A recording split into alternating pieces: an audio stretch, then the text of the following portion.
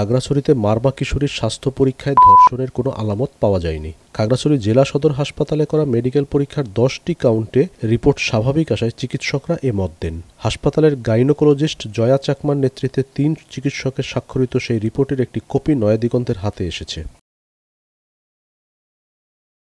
তবে সংশ্লিষ্ট চিকিৎসকদের কেউ এ বিষয়ে গণমাধ্যমের সাথে কথা বলতে রাজি হননি। ডাক্তার জয়া চাকমা বলেছেন, এটি একটি গোপনীয় প্রতিবেদন, এই বিষয়ে কোনো মন্তব্য করা যাবে না।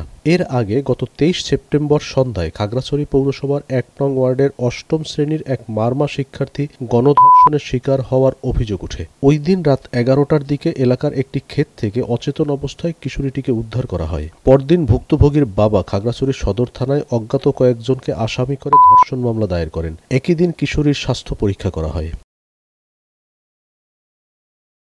ঘটনার পরদিন পুলিশ একজন সন্দেহভাজনকে গ্রেপ্তার করে রিমান্ডে নেয়। এদিকে ঘটনার প্রতিবাদে ও অপরাধীদের বিচার দাবিতে যুম্ম ছাত্র জনতা নামের একটি সংগঠন 27 সেপ্টেম্বর খাগড়াছড়িতে অনির্দিষ্টকালের অবরোধের ডাক দেয়। 28 সেপ্টেম্বর অবরোধ চলাকালে জেলার গুইমারা উপজেলার রামসু বাজারে দুই পক্ষের সংঘর্ষে গুলিবিদ্ধ হয়ে 3 জন নিহত ও 16 জন আহত হন। দুষ্কৃতকারীদের আগুনে প্রায় 85টি দোকান ও বসতঘর পুড়ে যায়, যার আনুমানিক ক্ষতি 25 কোটি টাকা। ওই রাতে পুরো পার্বত্য চট্টগ্রামে অনির্দিষ্টকালের অবরোধের ডাক দেয় জুম ছাত্র জনতা।